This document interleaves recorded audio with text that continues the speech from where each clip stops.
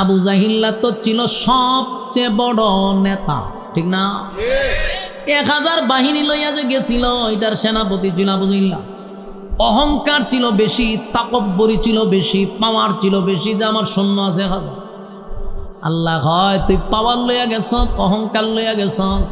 তাই আবু জাহেলের জীবনী পড়া দেখবেন, তারে যে হত্যা করছে কোনো বালেক ছেলে না, না বালক 2টা বাচ্চা তারে কুবা শামসুর মতো কুবাইছে, গিরাগারায় কুবাইছে। কত বছরের বাচ্চা জানেন? 11 আর 12 বছর, মাআজ আর মুআজ। অথচ বড় বড় সাহাবীদের তরবারি দিয়া আল্লাহ তারে ধ্বংস করে নাই। এমন 2 সাহাবীরে দিয়া তারে সাইজ করছে যারা বালেগী হয় নাই।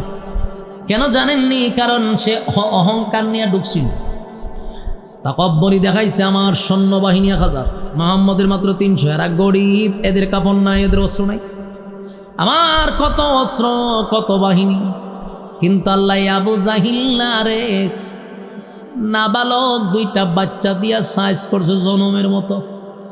এমন সাইজ করা করলো, আবু জাহেল যে তরবারিটা লইয়া আরেকটা আঘাত করবে এমন সুযোগও নাই। আল্লাহ জায়গা সাইজ করছে। যেন অহংকার আর তাকব্বরি আল্লাহ পছন্দ করে না। কথা বলি না দি, মানে এগুলো পছন্দ করে না। সাহাবায়ে কেরামদের ভিতরে অহংকার ছিল না, কিন্তু পাওয়ার ছিল। এটা ইমানের পাওয়ার, নিজের কোনো পাওয়ার দেখায় না। বদর ইতিহাস তোমরা পড়ছি, ভালো করে পড়ছি, দেখছি 313 জন সাহাবীদ আপনারা শুনছেন। কসম খোদার আমরা যতটুকু পড়লাম দেখলাম যে 313টা তরবারি ছিল না। ওই কথা বুঝুননি আমার? 313 জন সাহাবী তোমরা শুনছেন, যুদ্ধে অংশগ্রহণ করছে, কিন্তু জানেননি 313টা তরবারি ছিলই না। কোন সাহাবীদের হাতে ছিল খেজুরের ডাল, কোন সাহাবীদের হাতে ডালও নাই। 1000 অস্ত্র সহ বাহিনীর সঙ্গে কেমনে রে আল্লাহ বিজয় দিল? শুধুমাত্র ইমানি পাওয়া। রোমের বাদশা, ওই ডাক্তার রোমের বাদশার কাছে গিয়া কয়, বাদশা কার কাছে পাঠাইলেন? 1 সপ্তাহ ধরে তার খাবার নাই, ফেনো পানি নাই, লোকটা মাটির সঙ্গে মিশে গেছে। তারে কোনো রকম বসাইলাম, উঠাইলাম, কিন্তু আশ্চর্যের ব্যাপার, আমি যখন তারে বললাম এটাতে শুকরের মাংস, এখানে মদ, এই লোকটার যে কোথার থেকে শক্তি আসলো, আশ্চর্য হয়ে গেলাম। এমনভাবে রাগান্বিত হয়েছে, কইছে লাথি মাইরা খাবার ফালাইয়া দিব। বাদশা কয় তাই নাকি? বলে হ, সর্বনাশের ধরে লইয়া। বাদশা আবার মুসলমানের এই বাহিনীটাকে আবার সামনে নিয়ে আসছে। 2 জন লোকের কাঁধে বর করে আব্দুল্লাহ বিন হুযাফারে নিয়ে আসছে। 2 জন লোকের কাঁধে বর করে, উনি আটতে পারেন না। যখন 1 সপ্তাহ না খাইলাম না আটতে পারবে না। ও দুপুরের খাওয়ান দিলে তুই মেজাজ গরম হয়ে যাবে, প্লেট মেটও গেলে বাইরে ভেঙে লাগে। কথা ঠিক নেই? আমরা মাঝে মধ্যে আওয়াজ শুনি আশেপাশের থেকে, ঠাস টুস বাড়ে, এবং কিতা গরম খেতে শুরু হয়েছে, খাওয়ান দিতে দেরি করছে, প্লেট মেট বাইরে ভেঙে লাগে। দুপুরের খানা যদি একটু দেরি হয় মেজাজ কেমন কেটকি যাও। আর রোজার সময় ইফতারির সময়টার দিকে একটা মেজাজ কাটে হয়, ঠিক নেই? কারণ সারাদিন উপাস, মেজাজ খুব কড়া। আর 1 সপ্তাহ ধরে পানিও নাই, খাবারও নাই। এনেকে আর ওইটা দাঁড়াইতে পারবো? দাঁড়াইতে পারে না। 2 জন মানুষের কাঁধে বর করে বাদশার সামনে দাঁড় করেছে। বাদশা কয় মিয়া পেটও খাবার নাই, আবার তেজও তো কমছে না। খাবার দিলাম খাইতা তোমরা না, আছে যে জান বাঁচানি ফরজ, কত তো রেডি। আল্লাহ না কইছে জান বাঁচানি ফরজ, তুই খাইয়া লইতা। আমার যুবক ভাইয়েরা, তাহলে একটু খেয়াল করে দেখেন, পেটে খাবার নাই, শরীরটা বড় দুর্বল, কিন্তু ইমানের পাওয়ারটা কি কমল? কথা কইনা দি, ইমানের পাওয়ার কমে নাই, ইমানের বড় পাওয়ার, ইমানের পাওয়ার কমে নাই। বাদশা কয় মিয়া পেটে খাবার নাই, শরীরে শক্তি নাই, কিন্তু পাওয়ার তো তোমার কমছে না। পাওয়ার কমলো না কা? কি ব্যাপার, তুমি কি আমার প্রস্তাবে রাজি? ওই বাদশা আবার আনছো, আমি যে আগে প্রস্তাব দিছিলাম, প্রস্তাবে যদি রাজি হও এখনো সুযোগ আছে, এখনো সুযোগ আছে। আমার প্রস্তাবে রাজি হইলে তোমার সাথী সঙ্গী সবাইরে আমি ছেড়ে দিব, তোমারে আমি সুস্থ করে তুলব, রাজত্বের অর্ধেক দিব, আমার মেয়ের বিবাহ দিব। এখনো কি তুমি আমার প্রস্তাবে রাজি হইবা? বাদশা মনে করছে পেটে খাবার নাই, প্রচণ্ড টর্চারিং শুরু হয়েছে। কিন্তু আব্দুল্লাহ বিন উজাবা বলেন, রোমের কুত্তা, তুই যদি আমারে এর থেকে কঠিনতম শাস্তি দেস, মৃত্যুদণ্ড দেস, তারপরও একটা সেকেন্ডের জন্য তোর প্রস্তাব আমি কেন আমার কোনো সাহাবীরা মানবে না? আমরা ঈমান আনছি, ঈমানের জন্য আমরা জীবন দিব রে, ঈমানের জন্য জীবন দিব, কিন্তু আমরা ঈমান দিব না। সুবহানাল্লাহ কি পারি? ঈমানের জন্য জীবন দিব কিন্তু ঈমান দিব না, ঈমান দিব না, ঈমান দিব না। বাদশার মেজাজ গেছে আর গরম হয়ে। বাদশা তার বাহিনীদেরকে বলল, বিশাল একটা ডেস্কিয়ার তৈল গরম কর, তেল ডাল। আপনারা যেভাবে মাছ বাজি করার জন্য এটার কিতা করেন, খড়াই করেননি, খড়াইয়ের মধ্যে তেল গরম করেন, বেশি গরম হওয়ার পরে মাছটা ছাড়ে। ঠিক ওই জালেম বাদশা বিশাল ডেকচির মধ্যে তেল গরম করা শুরু করছে। এত গরম করছে যে একটা মানুষ ছেড়ে দিলে 1 মিনিটেই বাজি হয়ে যাবে। বাদশার সামনে তেল গরম। বাদশা বল, আব্দুল্লাহ, এখনো তোমারে আমি সুযোগ দিলাম রে, চিন্তা করো, তোমার এতগুলা সাথী সবগুলার আমি মেরে ফেলবো, সবগুলার আমি হত্যা করব তেলে ফালাইয়া। এখনো কি তুমি আমার প্রস্তাবে রাজি? ওই আব্দুল্লাহ তুতু নিক্ষেপ করছে, কতর এমন প্রস্তাব আমি তুতু মারি। কিতা বুঝলেন? ঈমানের পাওয়া, ঈমানের পাওয়ার মূল কথা হলো তারা তো দুনিয়া দুনিয়া ক্ষণস্থায়ী চায় না, এরা চায় যেইটা আর শুরু আছে শেষ নাই, সেই পরকালের রাজত্ব চাই। আল্লাহ বলেন, আমিনু কামা আমানান নাস, ওই মানুষদের মতো ঈমান আনো তারা সাহাবায়ে কেরাম ঈমান আনছে, ঈমানের পরীক্ষা দিছে। এবার বাদশার আরো রাগ উঠে গেল। তার সাথী সঙ্গীদের মধ্যে কয়েকজন সাহাবীকে, 2 জন সাহাবীকে জোর করে হাতে আর পায়ে বেঁধে ওই বিশাল ডেকচির মধ্যে গরম তেলের মধ্যে ছেড়ে দিছে। যুবক ভাইরা রে, ঈমানের পরীক্ষা কারে কয়? গরম তেলের মধ্যে যখন একটা জীবন্ত মানুষকে ছেড়ে দেয়, বলুন তার অবস্থাটা কেমন হবে? আমরার ঈমান থাকবো নি? মালিক তুমি বালা কইরা জানো আমাদের যে ঈমান দুর্বল, আমাদের ঈমান যে কত দুর্বল নেই, এমন পরিস্থিতি যেন মালিক আমাদের সামনে না দেয়। আল্লাহ, এমন পরিস্থিতি যদি সামনে আসে, উপায় নাই, আমরা ঈমান তো বড় দুর্বল, আমরা ঈমান হারা হয়ে যাব। যুবক ভাইরা, আব্দুল্লাহ তাকায়া দেখে রে তার সাথী গুলারে দইরা দইরা তেলের মধ্যে ছাড়তেছে, জীবন্ত মানুষগুলাকে তেলের মধ্যে ছেড়ে বাজি বানায়া দিল। এমন দৃশ্য দেখা আব্দুল্লাহ তাকায় আছে। পরে এবার বাদশা হয়, আব্দুল্লাহ রে, দেখছো নি আমার শাস্তি কত ভয়ঙ্কর, আমার জুলুম কত ভয়ঙ্কর, কি করবি, সিদ্ধান্ত কি নিলি? আব্দুল্লাহ মুস্কি হাসি দিয়া কয়, বাদশা তোর মনে কি? এই দেখে আমি ছেড়ে দিব? আমি ঈমান আনছি আমার মালিকের উপরে, তার মতো কুকুরের কথা শুই না আমার এত দামি ঈমান বিক্রি করব না। বাদশার রাগ উঠছে তো বেশি, বাদশা তো চিত্তে গেছে, না তুলে হেরে ধর। এতক্ষণ তার সাথীদেরকে আগুনে বলাইছে, এখন কয় হেরে ধর।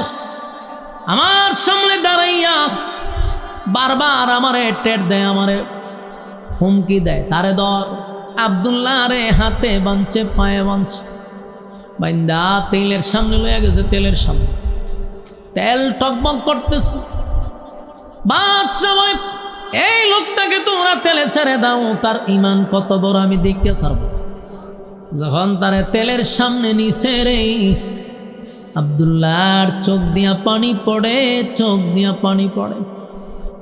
বাদশা তাকায়া দেখে আব্দুল্লাহর চোখ দিয়ে পানি পড়ে। বাদশা কয় সাবধান, তোমরা তারে তেলে চাইরো না, আমার কথা আছে। বাদশা দৌড়ায় গিয়া হয় আব্দুল্লাহ এখন কেন কান্দস? আমি না তোরে অফার দিছিলাম, আমার অফার তুই মানলি না, কাপুরুষের মতো মৃত্যুর বয়ে কেন কান্দস? বাদশা আব্দুল্লাহরে কয় মৃত্যুর বয়ে কান্নার কি দরকার? এখনো সময় আছে, আমার প্রস্তাবে রাজি হয়ে যাও। আব্দুল্লাহ বাদশার দিকে তাকায় কয় জালেম, এই রোমের কুত্তা, তুই কি মনে করছ তোর তেলের বই আমি কান্দি? তুই কি মনে করছ মরণের ভয়ে আমি কান্দি? না রে, আমি মরণের ভয়ে কান্দি না। মুসলমান ইমানদার মরণের জন্য ইমানদাররা প্রস্তুত থাকে, মৃত্যুর ভয় ইমানদাররা করে না। আমরা সব সময় প্রস্তুত থাকি কোন সময় মালাকুল মউত আমাদের সামনে চলে আসে, তাই মৃত্যুর ভয় ইমানদাররা করে না। তুই কি মনে করছ আমি মৃত্যুর ভয়ে কান্দি? না না, আমি মৃত্যুর ভয়ে কান্দি না, আমি কান্দি আমার বয়সটা কম, আমার এই অল্প বয়স আমার মালিকের জন্য আমি কি করলাম, আমি আমার মালিকের জন্য কি করলাম, ইসলামের জন্য আমি কি করলাম, দিনের জন্য আমি কি করতে পারলাম। আমি তেলের সামনে দাঁড়ায় ভাবতেছিলাম আল্লাহ আমারে যদি তেলে ফালাইয়া দিত আমি মৃত্যুবরণ করতাম, আবার আপনি আমারে জীবিত করতেন, আবার তেলে পড়তাম, আবার জীবিত করতেন, আবার আপনার জন্য জীবন দিতাম। 100 বার যদি আপনি আমারে জীবন দিতেন, 100 বার যদি আপনার জন্য আমি জীবন দিতে পারতাম, সেই দুঃখে আমি কান্দি যে মাত্র একবার আমার জীবনটা দিলাম ইসলামের জন্য, বারবার দেওয়ার সুযোগ নাই, সেই ব্যথায় আমি কান্দি। একটা জবান বন্ধ রাখবেন না, জোরে করেন আল্লাহু আকবার, আরো জোরে কোন আল্লাহু আকবার। ইমানের আওয়াজ দিয়ে বলেন আল্লাহু আকবার। ইমানের কত পাওয়ার গো, ইমানের কত পাওয়ার, ইমানের কত পাওয়ার, ইমানের কত পাওয়ার। একবার শাহাদাত বরণ করবে এই জন্য কান্দে, 100 বার শাহাদাতের তামান্নায় চোখ দিয়া পানি ছাড়ে। আল্লাহ আপনি 100 বার জীবন দেন, 100 বার আপনার জন্য আমি জীবন দিয়া দেই, এই কারণে কান্দি। বাদশা চিন্তা করলো সর্বনাশ, আমি যদি তার এখন তেলে ফালাইয়া হত্যা করি, সে জিতে যাবে, আমি বাদশাই তো হেরে যাব। বাদশা কয় তারে আর তেলে ফালান লাগবো না, নিয়ে আমার কাছে। বাদশা আমার ডাক দেয়া কয় আব্দুল্লাহ রে, ইমানের এত পাওয়া, 100 বার মৃত্যু চায়, তাহলে আমি যদি এখন তারে তেলে ফালাই সে জিতে যাবে, আমি বাদশাহ হেরে যাব। বাদশা হারতে রাজি না, তারে তেলে ফালানো যাবে না। কারণ ছাড়বো কেমনে, খালাস করবো কেমনে, জামিন দিব কেমনে? একটা কথা তো হয়ে জামিন দিতে। বাদশা কোনো জিনিস তো গায়ে পায় না, কারণ যেটাই কয় সেটাই সে মেনে নেয়। মরতে চায়, মরতেও রাজি, আমি অন করবো কি? বাদশা শেষ পর্যন্ত হয় তোমারে ছেড়ে দিতে পারি একটা শর্তে। বলে কি? বলে তুমি আমার কপালে যদি একটা চুমা দাও, আমি এর বিনিময়ে তোমারে তোমার সাথী সঙ্গীদেরকে আমি ছেড়ে দিব। সুবহানাল্লাহ। আব্দুল্লাহ বিন উযাবা বলেন চিন্তা করে দেখলেন আমার একটা চুমা, যদিও সে কাফের, কিন্তু একটা চুমার বিনিময়ে যদি আমার নবীর এতগুলা সাহাবীর জীবন বেঁচে যায়, এই দিকটা শুধু খেয়াল করে বেঈমানের কপালে চুমা দিয়া অসংখ্য সাহাবীদেরকে জামিন করছে। সুবহানাল্লাহ। আমার যুবক ভাইয়েরা, আমিনু কামা আমানান নাস। এই জন্যই তো আমার আল্লাহ বলেন ঈমান আনো রে ওই মানুষদের মতো। ওই মানুষ কারা গো? ওই মানুষ তো সাহাবায়ে কেরাম, যারা ঈমানের জন্য পরীক্ষা দিছে, যারা ঈমানের জন্য উত্তীর্ণ হয়েছে। এক আশুগঞ্জের ভাইয়েরা, দিলের কান লাগায় কথাগুলি শুনেন, খালি ছটফট ছটফট ছটফট করতেছেন, বাড়ি যেতেন। কত রাত ঘুমান, একটু সময় না হয় এখানে বসে কথা শুনলেন। শয়তান তো প্রতিদিন আপনারে গোতাইতে গোতাইতে আপনারে এই মজলিস থেকে বাইর করে। আজকে না হয় একটা দিন দিনের কথা শোনার জন্য ধৈর্য নিয়ে একটু সময় বসা যাইব। হুজুর আসার আগ পর্যন্ত আমাদের মহাসচিব আসার আগ পর্যন্ত আমার তো চালাইতেই ঠিক নেই, হুজুর আসলেই আমি ছেড়ে দিব। আমার ইঙ্গিত দিয়ে বলে হুজুর আয়া পড়ছে। যুবক ভাইরা, আল্লাহ কিন্তু বলেন আমিনু কামা আমানান নাস, বলুন ঈমান আনো ওই মানুষদের মতো। তাহলে এতক্ষণ শুনলাম ওই মানুষ বলতে কারা বইলা লাইছে। কই ওয়াজ করতা, সারা রাত ওয়াজ করলাম, জুলেহারে নিয়া সোহালেরা ওই জিগে হুজুর জুলেহা বেটা না বেডি, তো লক্ষণ তুই রমরে ভাই। হ্যাঁ বলুন আমিনু কামা আমানান নাস, এর ব্যাখ্যা আল্লাহ কারে বুঝাইছে? সাহাবায়ে কেরামদেরকে বুঝাইছে। শুধু তাই না, বলছে যারা ইমানের পরীক্ষা উত্তীর্ণ হয়েছে তারা, বেশিরভাগ ইমানের পাস করছে কেটা? সাহাবায়ে কেরাম। আবার আমিনু কামা আমানান নাসের ব্যাখ্যা আব্দুল্লাহ বিন তামের হতে পারে। এই আব্দুল্লাহ বিন তামেরকে জানো, নবী দুনিয়াতে আসার 50 অথবা 80 বছর আগে একজন যুবক ইমানের জন্য পরীক্ষা দিছে। এই জন্য আমিনু কামা আমানান নাস আব্দুল্লাহ বিন তামের হতে পারে, সেও ইমানের পরীক্ষা দিছে। কথা কি বুঝতেছেন? ইমানের পরীক্ষা দিছে কেমনে? একজন জালেম বাদশা ছিল, এটাও জালেম বাদশা। জালেম বাদশা নিজেরে খোদা দাবি করত, নিজেরে খোদা দাবি করত। তার রাজ্যে সবাই তারে রব মানত। নাউজুবিল্লাহ।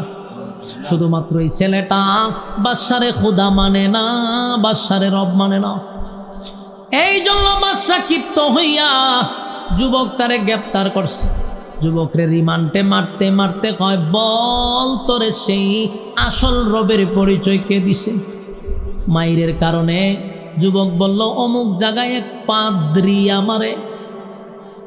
আমার একত্ববাদী খোদার সন্ধান দিছে। পাদ্রীরও গ্রেপ্তার করছে। বল আর কারে কালেমা পড়াইলি? আপনার রাজ সবার মন্ত্রীও আমরা লাইনের। সুবহানাল্লাহ। আপনি যে রাষ্ট্র চালান, আপনি হইলেন প্রধানমন্ত্রী, আপনি হইলেন প্রেসিডেন্ট, আপনার বাসাতে তাই মন্ত্রী সেও আপনার খোদা মানে না। বাদশাহ হয় আমার মাথাটাতে একটা জুতা বাড়ি মার। আমি যে রাজ্য চালাই, মন্ত্রী যদি আমার খোদা না মানে, তুই তো আমার খবর জুতার বাড়ি। ধর মন্ত্রীরে গ্রেপ্তার করছে। মন্ত্রীরে পাশে বসে, এখন মন্ত্রী রে তুই না আগে চোখে দেখতি না, হন্দি আমার পয়সা হইছ? আমি চোখে দেখি। কেমনে দেখছ? আমার রব বালা করছে। সুবহানাল্লাহ। হ্যাঁ মন্ত্রী, তুই না চোখে দেখতি না? বলে আমার রব আমার চোখ ভালো করে দিছে, সেদিন থেকে আমার রবের উপরে ঈমান আনছি। তুই যে খোদা না, তুই যে মাথা বাতলা বাট পাড়ায় বালা করে বুঝছি। হ্যাঁ তুই খোদা না, খোদা হওয়ার কোনো অ্যাঙ্গেলে তোরে খোদা মানা যায় না। যিনি রব উনি চিরঞ্জীব, দূরে হয় না। যিনি রব তার কি মরণ আছে? যিনি রব তার মরণ নাই। তিনি কারো কাছ থেকে জন্ম নেয় না, তিনি কাউরে জন্ম দেয় না। কথা ঠিক? এই বাদশা, তুই তো জন্ম নিছ, তুই আবার জন্ম দিছ, তো তোর মরণও আছে। তুই খাস, তুই ঘুমাস, এত ঘুমাস, এত খাওয়ন খাস, এত কিছু করস, তুই কেমনে খোদা হইস? কোন অ্যাঙ্গেল থেকে তুই খোদা হস? বাসাবাই দেখছ তুই কেমন খারাপ লাগে? আমার বেতন নিয়ে চলস, আমার রাজ্যে থাকস, আমারই খোদা মানুষ না? বলে না, তোরে কোনো অ্যাঙ্গেলেই খোদা মানা যায় না। যিনি রব তিনি বলছেন উনি জন্ম দেয় না, জন্ম নেয় না। সুবহানাল্লাহ।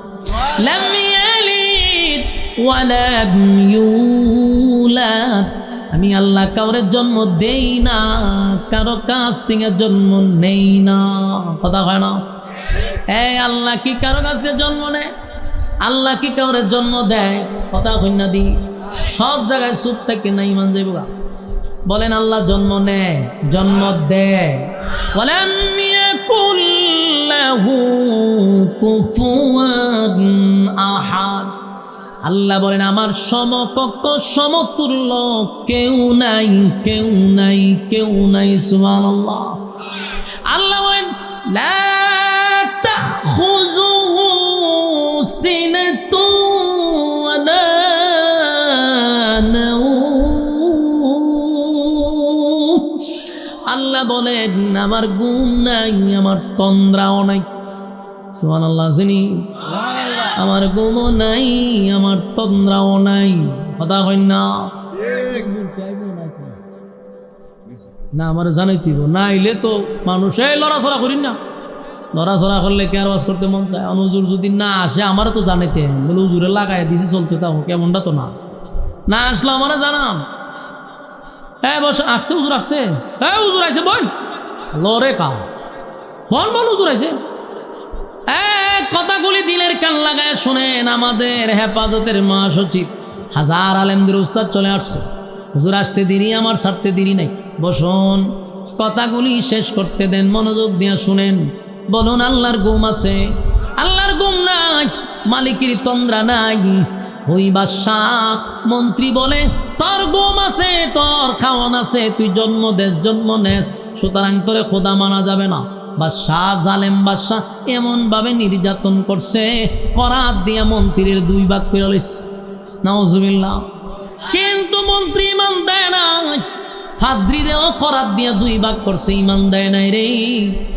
এবার আব্দুল্লাহ বিন তামের রে মারার জন্য এই পাদ্রী কেন কালেমা পড়াইল, তাই আব্দুল্লাহ বিন তামের রো মারতে চায়। আল্লাহ হয় জালেম গুলা এত জালেম ছিল, এই জন্য আল্লাহ 4টা কসম করছে। ওয়াসসামা ইযাতিল বুরুজ ওয়াল ইয়াউমিল মাউউদ ওয়া শাহিদিন ওয়া মাশহুদ কুতিলা আসহাবুল উখদুদ। আল্লাহ বলেন 4 কসম করে বলছি, পৃথিবীর সব জালেমদের উপরে আমি আল্লাহর অভিশাপ। বলুন কার উপরে অভিশাপ? পৃথিবীর সব জালেমদের প্রতি আমি আল্লাহর অভিশাপ, অভিশাপ, অভিশাপ। যারা জালেম তাদের উপরে মালিকের অভিশাপ, ওই জালেম শাসকের উপর আল্লাহর অভিশাপ। আব্দুল্লাহ বিন তামের রে হত্যা করার জন্য বাদশাহ বহু রকম চেষ্টা করলো, পাহাড়ের উঁচু টিলায় দাঁড় করাইল, সেখান থেকে ধাক্কা মারার জন্য। কিন্তু যেই বাহিনীদেরকে পাঠাইছে পাহাড়ে, আল্লাহ পাহাড়ের মধ্যে কম্পন সৃষ্টি করে সব বাহিনীকে ধ্বংস করছে। যুবকরে আল্লাহ অক্ষত রাখছে। বাদশার বাহিনী গেছে, যুবকরে মারত। বলুন যুবক কি মরছে না বাহিনী মরছে? সব বাহিনীকে আল্লাহ আযাব দিয়া ধ্বংস করে দিল, কিন্তু যুবকরে আল্লাহ হেফাজত করলো রে। কিছুক্ষণ পরে বাদশাহ চিন্তা করলো, পাহাড়েও মারতে পারলাম না, এই যুবকরে নদীর মাঝখানে, সাগরের মাঝখানে বস্তায় ভরে মাঝখানে ফালাই দিলে মাছে খাইলিব। বাহিনী দিয়া সাগরের মাঝখানে যুবকরে নিয়ে গেছে মারার জন্য। কিন্তু আল্লাহর কাছে যুবক দোয়া করছে, সাগরের মাঝখানে এমন ভূমিকম্প, এমন ভূমিকম্প, এমন ভূমিকম্প শুরু হইল, সমস্ত বাহিনী সাগরের মাঝখানে মারা গেল, কিন্তু যুবক মরে নাই। বাদশার সামনে দাঁড়ায়া যুবক কয়, বাদশা রে, পাহাড়ের বাহিনী শেষ, সাগরের বাহিনী শেষ, এখন বল আমারে কেমনে মারবি? সুবহান। বাদশা পাগল পাগল পাগল হয়ে গেল, এত পাগল হইল, আমার সব বাহিনীর খাম শেষ। পাহাড়ে পাঠাই, পাহাড়ের বাহিনী শেষ। আমি পাঠাই সাগরে, সাগরের বাহিনীও শেষ। যেখানেই পাঠাই রে সেখানেই বাহিনী মরে, কিন্তু যুবক তো মরে না। আপনারা কি আমার ওয়াজে মন আছে? লক্ষণ খুব খারাপ। হ্যাঁ, হুজুর আইবার আগে আপনারা যে লড়াচড়া শুরু করছেন, এটা কিন্তু খুব খারাপ জিনিস। আমি কি ওয়াজ ছাইরা দিছি না ওয়াজ চলতেছে? তা আপনারা দিয়ে ওয়াজ ছাইরা দিছি এমন একটা বাপ বুঝাইছেন আমাদের। হ্যাঁ, আপনারা ওয়াদা করছিলেন না, ও আপনারা লক্ষণ খুব খারাপ। হ্যাঁ বসেন, হুজুররে আমরা দাওয়াত দিয়া ভাই না, আর বাড়ির কাছে পাইছেন তো, এই কারণে আপনাদের আচরণ এরকম। বল কথা কই না, বই ওয়াজ কি শেষ হয়েছে?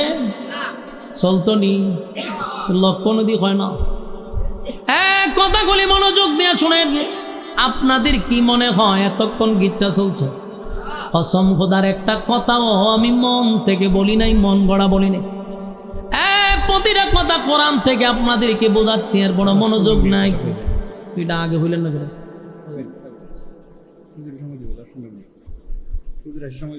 কিন্তু কইতিব না, আপনারা গাড়ি সব মনে হচ্ছে হুজুর আইসি। হ্যাঁ, এটা কইতিব না, কখন 10-15 মিনিট। বোন ওয়াজ চলতো নি না, ছেড়ে দিতাম। বন হুজুর আইতেছে। والسماء ذات البروج واليوم الموعود وشاهد ومشهود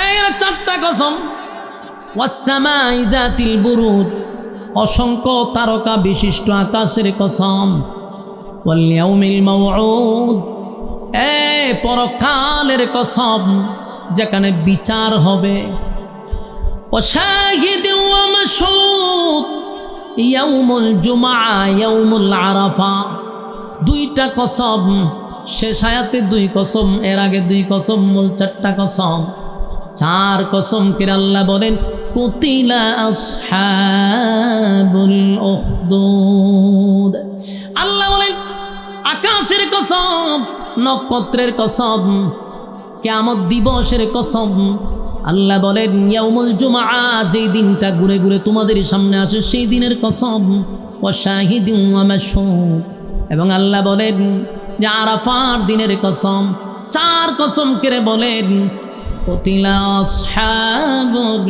উখদুদ আলহামদুলিল্লাহ কোন আর জোরে কোন আলহামদুলিল্লাহ আপনাদের কাঙ্ক্ষিত মেহমান আজকের মাহফিলের মধ্যমণি হাজার হাজার আলেমদের উস্তাদ আমাদের ব্রাহ্মণবাড়িয়ার কৃতি সন্তান হেফাজতের সম্মানিত মহাসচিব আমাদের মধ্যে চলে আসছে ইনশাআল্লাহ হুজুরের দোয়া শরীক হয়েই আমরা যাব ইনশাআল্লাহ হ্যাঁ বন্যা কা তাড়াতাড়ি বসুন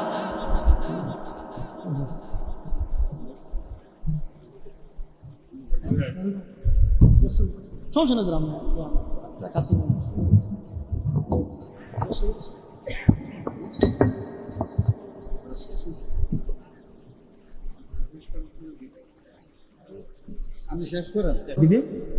কথা তো প্রায় শেষ হুজুর আসলেই তো কথা শেষ এটা তো বলা হয়েছে হুজুরের সামনে বইয়া আর কেসের চলবো আমি তো অতকান চালাইছি যেই বনে কোনো বাঘ না থাকে হরিণের রাজত্ব এখন হুজুর আইছে এখানে কথা বলার কোনো শক্তি আমার নাই এরপর হুজুরে বলছেন কথাটা শেষ করার জন্য আমি যেটা বুঝাইতে চাচ্ছিলাম এটা হলো যে জালেমদের ব্যাপারে আল্লাহ কসম কটা করছে চারটা বলুন জোরে এখন কটা প্রথম আল্লাহ বলছেন আসমানের কসম যে আসমানের তারকা আছে তারকা বিশিষ্ট আসমানের কসম এরপর আল্লাহ বলেন এরপরে বলেন কিয়ামত দিবসের কসম ওয়াসসামাই যাতিল বুরুজ আকাশের কসম ওয়াল ইয়াউমিল মাউউদ আল্লাহ কয় পরকালের কসম যেদিন বিচার হবে ওয়া শাহিদি ওয়া মাশহুদ এখানে দুই কসম মূল হলো চারটা চার কসম করে আল্লাহ বলেন কুতিলা আসহাবুল উখদুদ রব্বে কারীম বলেন চার কসম করে বললাম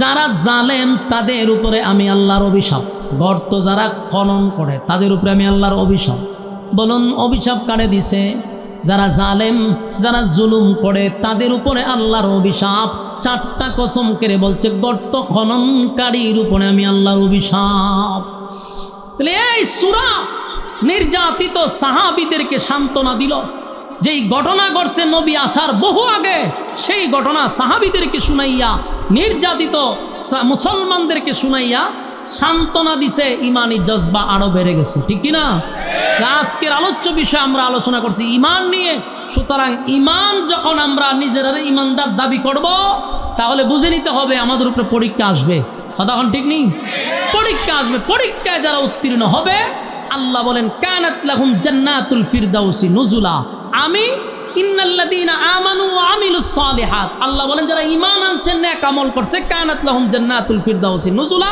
আল্লাহ বলেন আমি জান্নাতুল ফিরদাউসের মেহমান বানাবো বলুন কয় গুণে গুণান্বিত হইলে দুই গুণে ঈমান নেক আমল ঈমান নেক আমল এই দুইটা গুণ যার ভিতরে থাকবে ফেরদাউসের মেহমান হবে আল্লাহ বলনেওয়ালাকে শুননেওয়ালাকে কথাগুলির উপরে আমল করার তৌফিক দান করুক আমিন আমরা হুজুরে পাওয়া যায় না কথা বুঝছেন ব্রাহ্মণবাড়িয়াতে আসছে আপনার এলাকা দিকে আপনারা মুসামর্জি করতেছেন অথচ হুজুরের একটা ডেট খালি পোস্টারের নামটা থাকলে এটা একটা সৌন্দর্য খালি বরকতান হুজুরের নামটা চায় আমি তো ভয়ে হুজুরের কাছে বলি না মৌলভীবাজার বিভিন্ন জায়গার থেকে শুধু হুজুরের নামটা চায় যে হুজুরের নামটা বরকতান থাকতো হেফাজতের মহাসচিব নামটা থাকতো আপনাদের কত বড় কপাল যে হুজুরের মাধ্যমে আমার প্রতিষ্ঠান হয়েছে, এটা জানেন না আপনারা?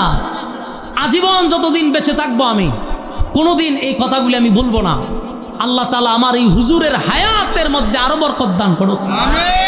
আজকের এই জামিয়া মদিনাতুল উলুম আশরাফিয়া মাদ্রাসা 100% জায়গার উপরে দাঁড়িয়ে আছে। আমি মনে করি আল্লাহ তাআলা তো চাইছেন, হুজুর ছিলেন উসিলা, হুজুরে যা করছে তা কল্পনা করতে পারবেন না। আজকে 3টা ভবন হয়েছে, বিশাল জায়গা নিছি। এই হুজুরের যতটুক যুদ্ধর মাধ্যমে আল্লাহ তাআলা হুজুরের মাধ্যমে আজকে মাদ্রাসাটা কেন হয়েছে, কথা বুঝতেছেন? অনেক করছে। ব্রাহ্মণবাড়িয়ার মানুষ কিন্তু আমার হবিগঞ্জে গিয়া এখানে মাদ্রাসা করে আসছে। আমার মাদ্রাসার মূল যার পরামর্শে আমি মাদ্রাসা করছি এবং যার পরামর্শে চলতেছি, হুজুরের পরামর্শে। হুজুরের সামনে রেখে একটা কথা বলি, এ যাবৎ আমার মাদ্রাসা বিভাগীয়ভাবে যত জায়গায় প্রতিযোগিতা দিছে, প্রত্যেক জায়গায় আমার মাদ্রাসার প্রথম স্থান, দ্বিতীয় স্থান, তৃতীয় স্থান, আলহামদুলিল্লাহ বলেন। কুমিল্লায় পাঠাইছি 250 ছাত্রের মধ্যে আমার ছাত্র 1 নাম্বার। আজকে এক জায়গায় প্রতিযোগিতার থেকে আসছে, এখানে 300 ছাত্রের মধ্যে আমার ছাত্র প্রথম স্থান এবং আমার ছাত্র গেছে 10 জন, 6 জনই আমার মাদ্রাসার পুরস্কার নিয়ে আসছে। আপনারা অন্তত আলহামদুলিল্লাহ রাখুন, এটা একমাত্র হুজুরের অবদান। হুজুর বারবার বলছে পড়ালেখার মান চাই, আমি আমার সর্বোচ্চটা দিয়া পড়ালেখার মান যেন বাড়াতে যত জায়গায় পাঠাইছি আলহামদুলিল্লাহ আপনাদের দোয়ায় আমার মাদ্রাসার ছাত্ররা আমাদের মাদ্রাসার সুনাম এবং খ্যাতি নিয়ে আসছে। দোয়া করবেন। এখন মাদ্রাসার কাজও আলহামদুলিল্লাহ চলতেছে। প্রায় 150-র উপরে ছাত্র, প্রায় 100-র উপরে প্রতিদিন 3 বেলা খাবার চলে মাদ্রাসায়। প্রায় 10 জনের মতো 8 জনের মতো শিক্ষক আছে এবং সর্বোচ্চ সম্মান দেওয়ার চেষ্টা করি শিক্ষকদেরকে আমি, বেতনের দিক দিয়ে বলেন, সর্বদিক দিয়া খাবারের মানও ভালো রাখছি ইনশাআল্লাহ। আগামী মাহফিলও হুজুর তো থাকবেই। আমার মাদ্রাসার শুরুর থেকে হুজুর মৃত্যুর আগ পর্যন্ত যেন হুজুররে আমি পাই। আমি মারা গেলে তো সারছি, হুজুর বেঁচে থাকলে সব সময় মাদ্রাসা যাবে। আপনারা হুজুররে পাইছেন, মুনাজাত দিয়ে যাবেন, এটা আপনাদের জন্য আমি মনে করি একটা রত্ন, ঠিক কিনা ভাই? সম্পদ থাকতে কদর করেন। এরকম একজন লোক ব্রাহ্মণবাড়িয়াতে আছে, সারা বাংলাদেশে তরতর করে কাঁপে, রাজপথের একজন লড়াকু সৈনিক, মুজাহিদে মিল্লাত আল্লামা শায়েখ সাজিদুর রহমান সাহেব আমাদের ব্রাহ্মণবাড়িয়ার জন্য এক হীরার টুকরা, ঠিক কিনা বলেন? বাতিলের বিরুদ্ধে এক আতঙ্ক। আমার মাদ্রাসায় যখন মাহফিলে বাধা দেয়, আমি যখন বলছি জানোস আমার বিশেকে হেফাজতের মহাসচিব আল্লামা মাহমুদ এই শায়েখ সাজিদুর রহমান সাহেব, এরপরে গে ফিসাইছে, কথা বুঝছেন? তো হুজুরের জন্য আমি দোয়া করি। আপনারা বসেন, আমি সহ হুজুরের মুনাজাতে শরীক হয়ে যাব। আল্লাহ আমাদেরকে সবাইকে বোঝার মানার তৌফিক দান করুক, আমিন।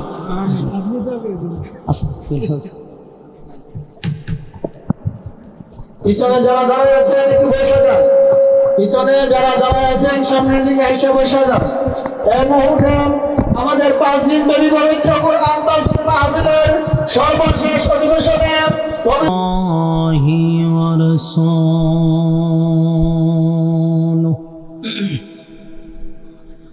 أرسله بالحق بشيرا ونذيرا وداعيا إلى الله بإذنه وسراجا منيرا.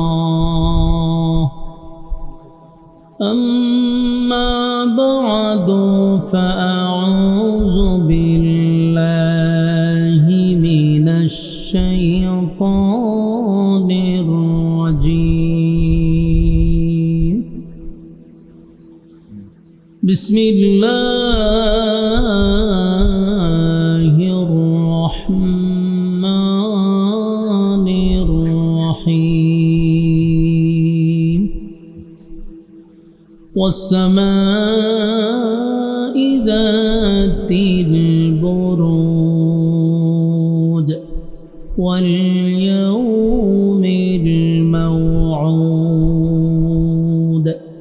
وشاهد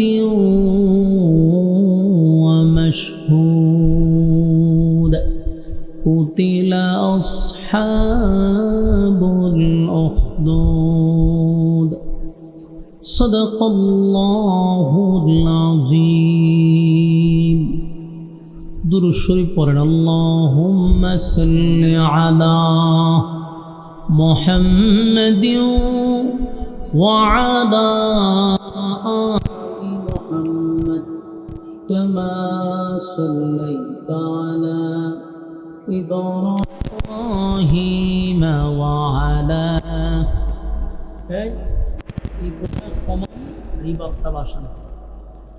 إنك حميد مجيد اللهم بارك على محمد وعلى آل محمد كما باركت على إبراهيم وعلى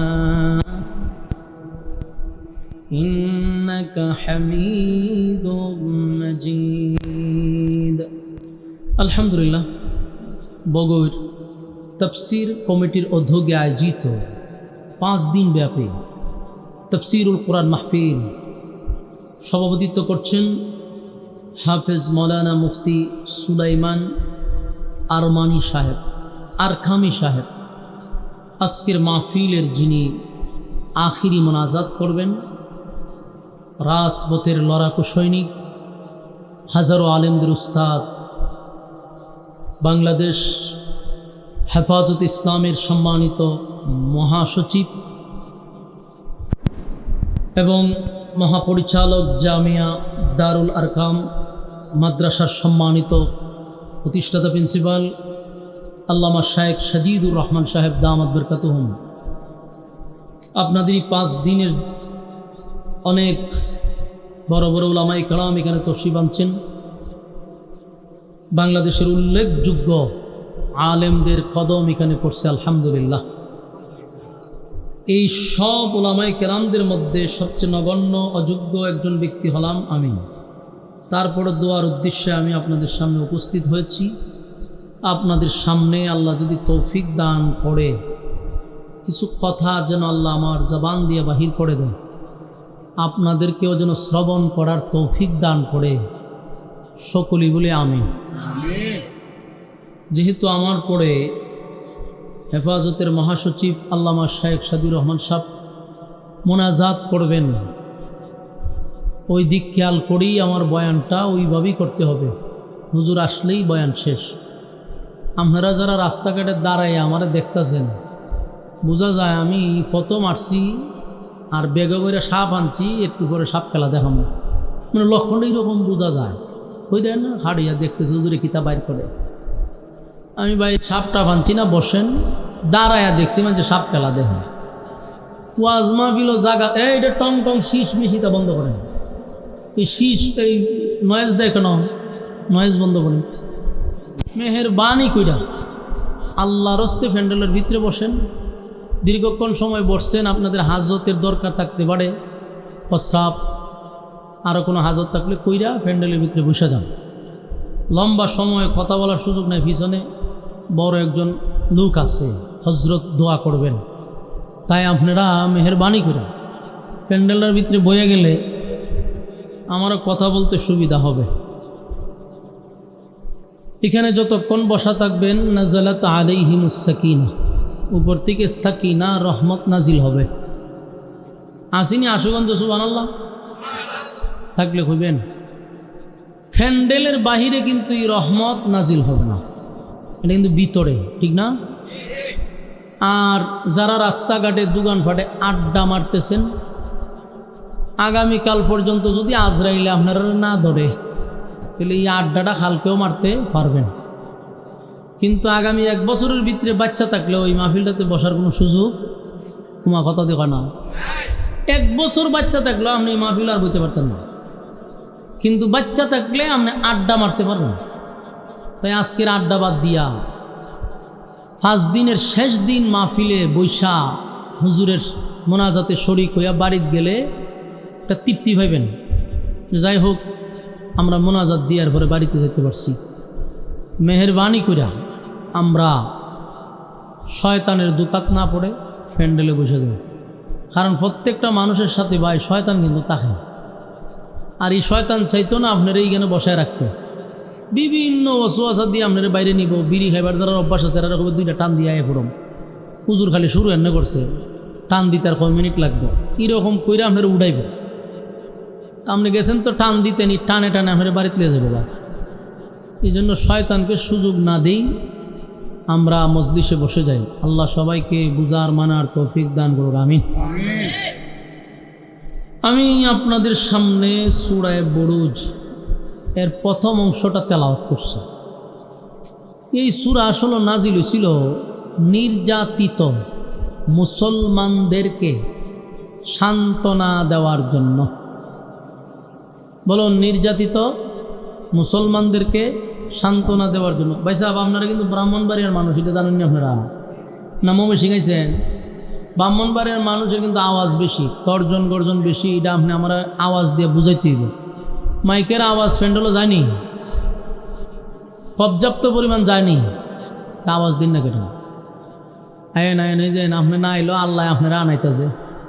বৃষ্টি পরে যাবেন, ভিতরে বয়ে যান, আওয়াজ টাওয়াজ দিয়েন। হ্যাঁ না ঠিক বেঠিক বললে আমারও কথা বলতে আপনাদের সাথে ভালো লাগবে। একটু হা না বললেন। নির্যাতিত মুসলমানদেরকে সান্ত্বনা দিছে আল্লাহ। কোন সূরা নাজিল কইরা? দেখেন, এরার কোনো খবর আসেনি। সূরা বুরুজ নাজিল কইরা সান্ত্বনা দিছে কারে? নির্যাতিত মুসলমানদেরকে। তাহলে নির্যাতন এখন যে মুসলমানরা হচ্ছে, এখানেই শেষ না, আগেও হইছে। বর্তমানে গোটা বিশ্বের দিকে যদি আপনি তাকান, সব জায়গায় মুসলমান লাঞ্ছিত, অপমানিত। আপনারা দেখেন, গাজা শেষ করছে, ফিলিস্তিন তো শেষই। এখন পশ্চিমাদের টার্গেট হলো মুসলমান হটাও। সুদানের মুসলমানদেরকে প্রতিনিয়ত হত্যা করা হচ্ছে। হাজার হাজার নারী, শিশু সবাইকে গণহত্যা চালাইছে। টাক দিয়া দিয়া মানুষের মরদেহ আপনার মাটি চাপা দিতেছে। গোটা পৃথিবীর মিডিয়াগুলি চুপ, বিশ্ব মিডিয়া চুপ, কোনো সাউন্ড নেই। কেন? এরা গরিব, এরা মুসলমান। যদি কোনো সাদা চামড়াওয়ালারা সাইজ করতো, তো দেখতেন আজকে গোটা মিডিয়া ভাদ্র মাসে কুত্তা যেভাবে পাগল হয়, এরা ওইভাবে পাগল হয়েছে। কিন্তু মুসলমানদেরকে মারতেছে, বিশ্ব মিডিয়া চুপ। এমনকি মানবাধিকার যে হয় সংস্থা একটা আছে, এরাও চুপ, জাতিসংঘ চুপ। মাঝে মধ্যে আমরার বাংলাদেশে এরা আমরার বুঝায় যে মানবাধিকার দরকার। এদেরকে যে রাস্তা দিয়ে ফিনিশিং করে এটি কি রুলার হয় না, এই রুলারের তলে ফালায় এটি সাইজ করার দরকার ছিল। সুদানে মুসলমান মারতেছে, তোর মানবাধিকার কাছে করল। গাজা মারতেছে মুসলমানদেরকে, তোর মানবাধিকার করল। তোরা জাতিসংঘ করল। আয়ে ভিতরে ঢুকে সেরে মনে শিয়ালে যেমন ঢুকে খুব সুন্দর করিয়া বাইরিবার সময় হ্যাঁ বাপ লইয়া বাইর। তো এরাও মুসলমানের দেশগুলাতে ঢুকে শিয়ালের মতো। শিয়ালে যতক্ষণ মুরগি না খাইতে পারছে, অতক্ষণ শিয়ালের চেয়ে ভদ্র কেউ নাই। কতক্ষণ না দি খুব ভদ্র। যখন মুরগি ভাইয়ালায় তখন বোঝায় যে হের চরিত্র কত খারাপ। প্রতিটা দেশে এই পশ্চিমাগুলি ঢুকে ভদ্র বেশে, কিন্তু প্রতিটা দেশ তারা ধ্বংস করে যায়। আজকে গোটা বিশ্বের মুসলমানদেরকে তারা মারতেছে। এর মধ্যে যোগ দিছে মুনাফিক। আরব দেশগুলা এটির মধ্যে যোগ দিছে। এটিগুলোর সবচেয়ে বড় মুনাফিক। এই গাদ্দার পৃথিবীর মধ্যে সবচেয়ে হইল এই আরব দেশগুলা। তো সম্মানিত শুধু এই মুসলমানের ক্লান্তি লগ্নে আপনারা আসছেন দ্বীনি কথা শোনার উদ্দেশ্য। মুসলমান নির্যাতন শুধু এখন থেকে না, রাসূল দুনিয়াতে আসার আগ থেকেও শুরু হয়েছিল। রাসূল দুনিয়াতে আসার ৮০ বছর আগেও ঈমান আনার কারণে জালেমরা মুসলমানদেরকে নির্যাতন করছে। তো রাসূল আরবি সাল্লাল্লাহু আলাইহি সাল্লাম যখন কালেমার দাওয়াত দিছে, তখন কিছু সংখ্যক গরিব সাহাবীরা কালেমা পড়ছে। একেবারে গরিব মানুষগুলা কালেমা পড়ছে। যেমন বেলালের মতো সাহাবী গুলাম ছিল, খাব্বাবের মতো সাহাবী, আর অসংখ্য সাহাবীরা আছে গরিব, এরা কালেমা পড়ছে। তো এরা যখন মারে কেউ প্রতিবাদও করে না।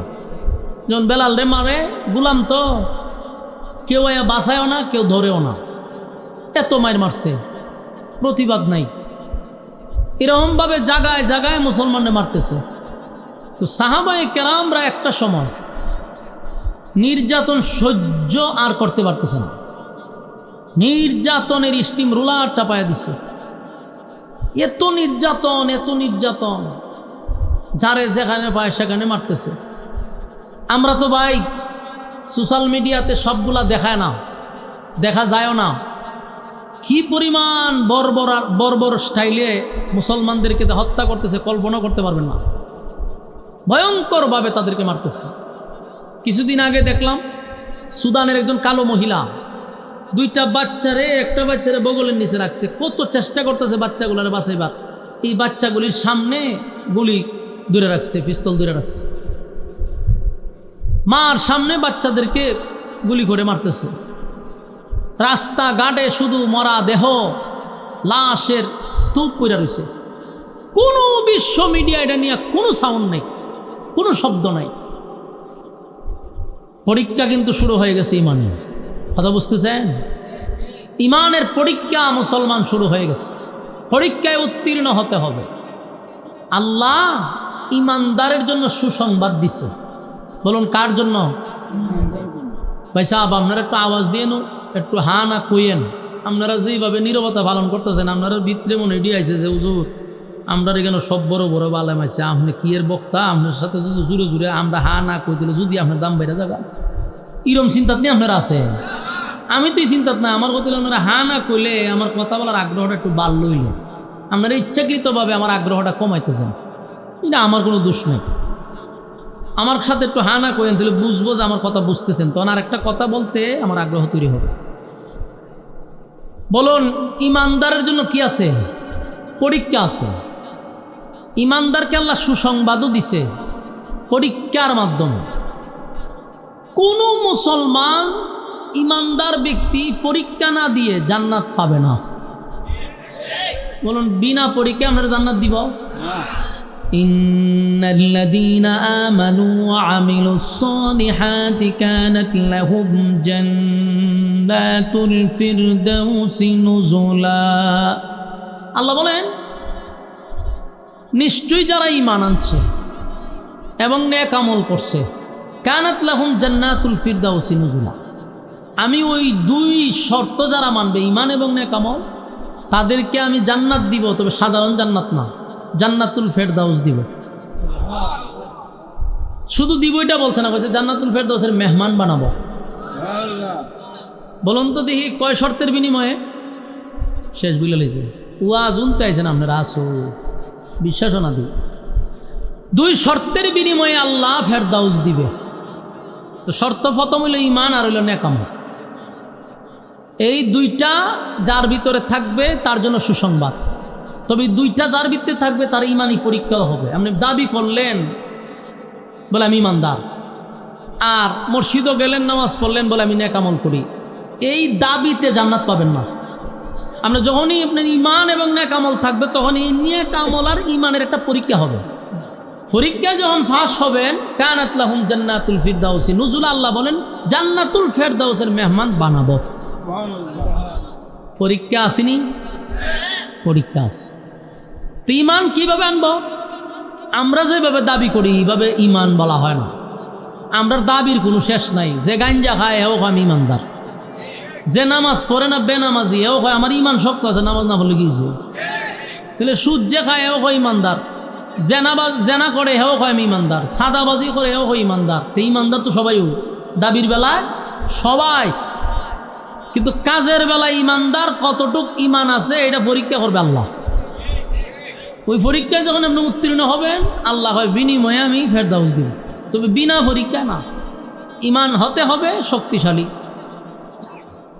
আমিনু কামা আমানান নাস, আল্লাহ রাব্বুল আলামিন বলেন ঈমান আনো, আমিনু কামা আমানান নাস, ঈমান আনো ওই মানুষদের মতো যারা ঈমানের পরীক্ষায় উত্তীর্ণ হয়েছে। শুধু মুখে মুখে দাবি করলাম আমি ঈমানদার, শুধু আমি বললাম যে আমি ঈমানদার, এমন ঈমানদারের দাবি বেনামাজিও করে রে, এমন ঈমানদারের দাবি জেনা করেও করে, সুদ করেও করে, ঘুষ করেও করে, চাঁদাবাজও করে, টেন্ডারবাজও করে। দাবির বেলায় ঈমানদার, কাজের বেলায় ইমান নাই। যদি আল্লাহ ইমানের থার্মোমিটার দিত তাহলে সব ধরা পড়ত, কথা হয় না? তাহলে যে ইমান দাবি করত তার কাছে গিয়ে এই থার্মোমিটার ঢুকাইয়া পরীক্ষা করত। এই জন্য আমরা ইমান আনবো আমিনু কামা আমানান নাস। ইমান আনো ওই মানুষদের মতো যারা ইমান আনছে, ইমানের পরীক্ষা দিছে। ইমানের পরীক্ষা না দিয়া জান্নাত যাব না। রোমের সম্রাট, রোম রাজ্য যে চালাইছে, কত বড় রাজত্ব ছিল জানেন? ভারত মহাদেশ, বড় একটা দেশ ভারত না, এরম ভারত মহাদেশের চেয়ে বড় ছিল রোম রাজ্য। রোমের বাদশাহ সুপার পাওয়ার ছিল, তার মধ্যে তার অস্ত্রের অভাব ছিল না। রোমের বাদশার অস্ত্রের অভাব নাই, সৈন্যের অভাব নাই, বাহিনীর অভাব নাই। রাসূল সাল্লাল্লাহু আলাইহি সাল্লাম দুনিয়ার থেকে যাওয়ার পরে আবু বকরের শাসন আমল যাওয়ার পরে আসলো ওমরের শাসন আমল। ওমরের শাসন আমলে সাহাবায়ে কেরামরা একটা টিম নিয়া রোমের সঙ্গে যুদ্ধ করার জন্য রওনা দিল। রোমের বাদশা শুধু শুনে মুসলমানরা যেদিকে যায় সেদিকেই খালি বিজয়, মুসলমান যেদিকে যায় শুধু বিজয় আর বিজয়, তাদেরকে কেউ পরাজিত করতে পারে না। যেখানে যায় রে তাদেরকে কেউ পরাজিত করতে পারে না। অস্ত্র কম, এমনকি বাহিনীও তাদের কম, বাহিনীও খুব কম, অস্ত্র কম, কিন্তু কেমনে তারা যুদ্ধে বিজয় হয়? বাদশা এটা নিয়ে গবেষণা করতে করতে পাইল যে তারা অস্ত্রের জোরে যুদ্ধ করে না, বাহিনীর বলে যুদ্ধ করে না, যুদ্ধ করে ইমানের বলে। আপনারা রাসুগঞ্জে সুবহানাল্লাহ চিনি? আমার এত বিরক্ত লাগতো যে আপনার সঙ্গে ওয়াজ করতে, আমার মনে মনে আমি তো চিন্তা করি কেরা নিয়ে নাইলাম। আমি যদি এই গুরুস্থানও নিয়ে আমার বসাইতেন, আমার মনে দুই একটা মুর্দা উঠতে সুবহানাল্লাহ কইল, অথবা ঠিক বেঠিক কইল হইলে, কিন্তু এটা তো মুর্দার থেকে আরও খারাপ রে ভাই। আপনারা সামনে ওয়াজ করলে বক্তার কি আর ওয়াজ করতে মন চাইব? আমারও তো কাতকুতানি তুলাইতে, কাতকুতা না দিলে তো আমার আসি আইতো না রে ভাই। আপনারা যদি কথাই কর না তো এই জাতির সামনে আমি কেমনে ওয়াজটা চালাইতাম বলছেন? দুইবার তিনবার কইলাম যে আপনারা ব্রাহ্মণবাড়িয়ার লোক, ঠ্যাং দেখাইটা মিছিল গেলা, হ্যাঁ ঠাটা মাটা লইয়া বাড়ি যান গাতে, কেন আওয়াজ আয় না করে? বুঝতে হলে ইমানের সমস্যা আছে।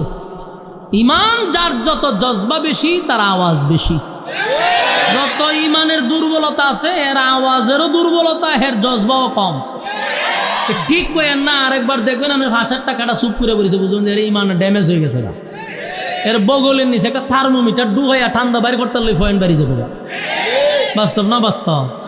তাহলে খেয়াল করেন, খালি লক্ষণটা দেখছেন নি কত খারাপ? আমি বলে আইসি বাহন বেড়ে আওয়াজ করতাম, দূরে দূরে দূরে দূরে ময়মনসিংহ কেড়ে গেলাম না আমি। হ্যাঁ আওয়াজ দিবেন না আপনারা। ইমাম মুসলমানরা কি আসলেই অস্ত্রের জুড়ে যুদ্ধ করে বিজয় লাভ করছে? আপনারা ইতিহাস পড়েন না কেন? বদরের যুদ্ধ দেখছেন, বদরের যুদ্ধের ইতিহাস আপনারা পড়ছেন অথবা অনেকেই শুনছেন। মাত্র 300 ছিল আর 1000 ছিল। 1000 গোলারে কুবা শামসুর মতো কুবায় হলাই দিছে। বলুন অস্ত্রের বলে না ইমানের বলে? ইমানের বলে, ইমানের বলে, ইমানের বলে।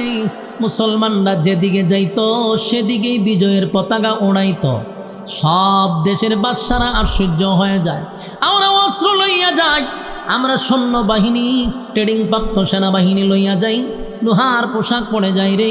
তাদের নাই পোশাক, তাদের নাই অস্ত্র, তাদের নাই বাহিনী, কিন্তু যখন যুদ্ধের ভিতরে মুসলমানরা ঢুকে কুচি কাটা করে করে এক সাইড থেকে আরেক সাইডে যায়। সুবহানাল্লাহ।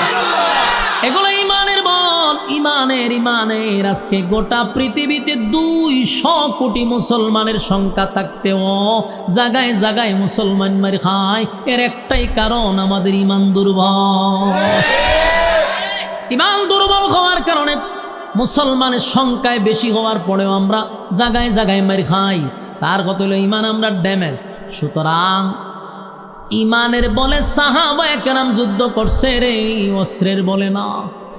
আল্লাহু আকবারের ধ্বনি দিয়া যখন সাহাবায়ে কেরাম মাঠে এলাম তো বেঈমানরা 1000 লইয়া নামলেও তারা দৌড়াদৌড়ি শুরু করত। কেউ যদি জিগাইছে তোরার সংখ্যা বেশি, তোরার অস্ত্র বেশি, দৌড়স কা?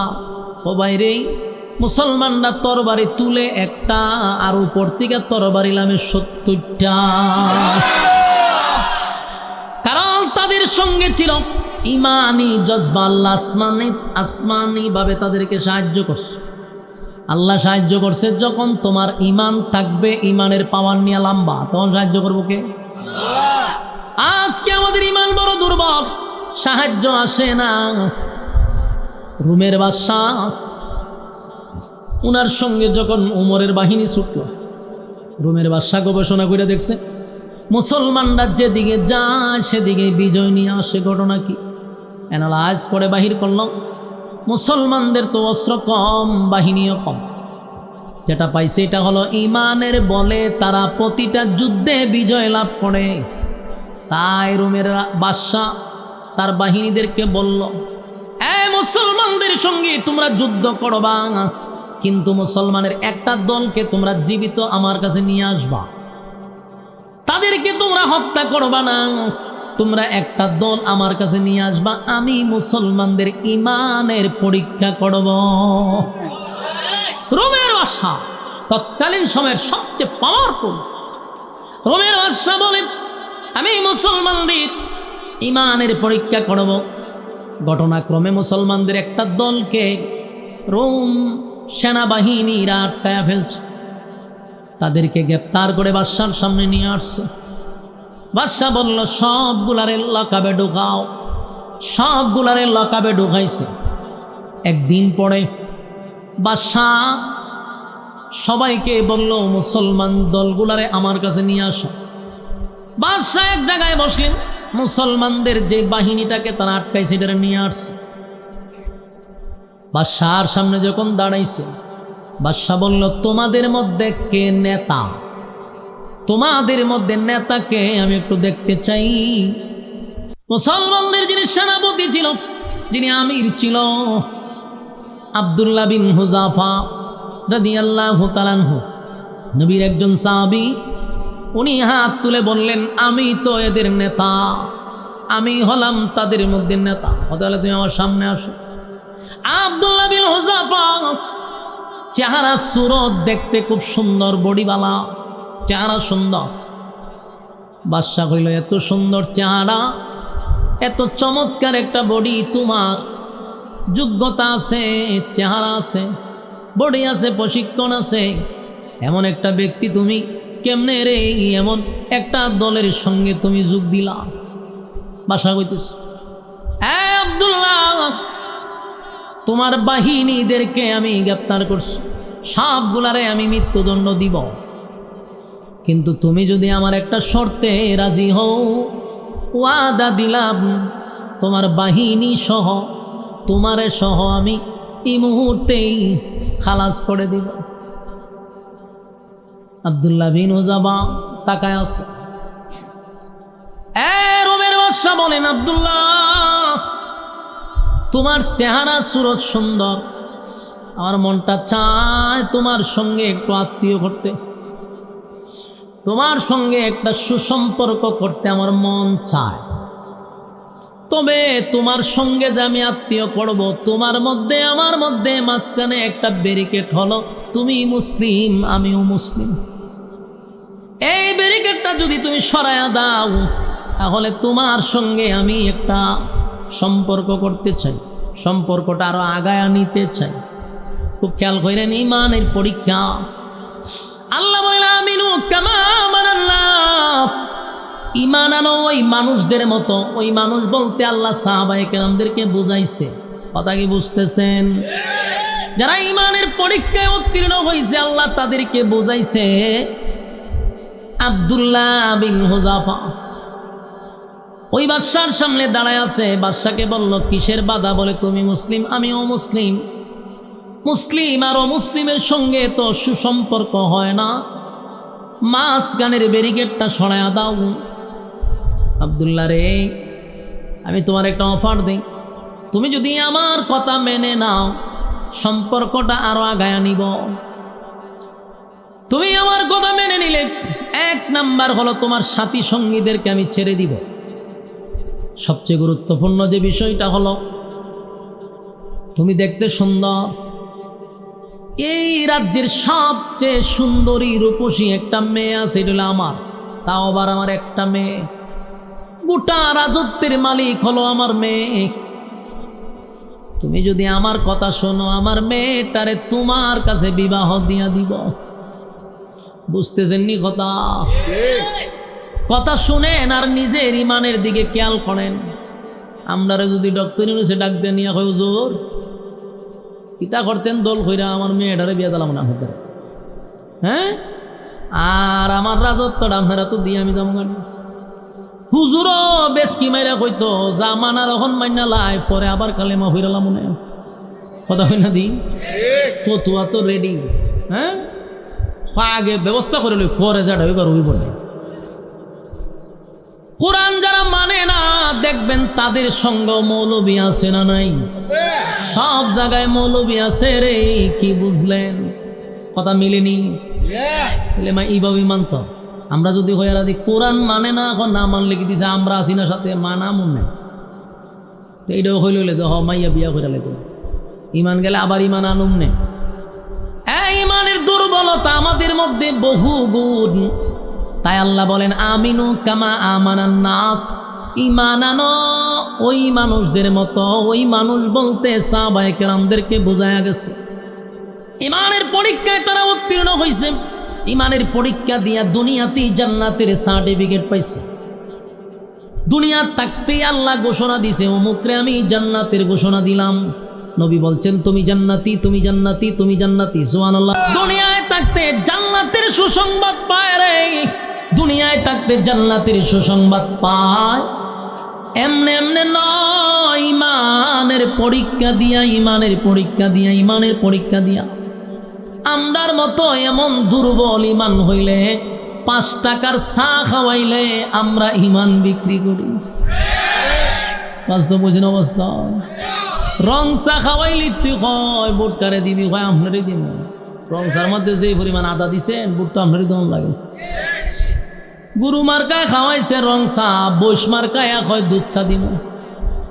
এখন আর রং চার খবর নাই, দুধ চা খাইয়া হয় বৈশ আপনারই বুট দিব।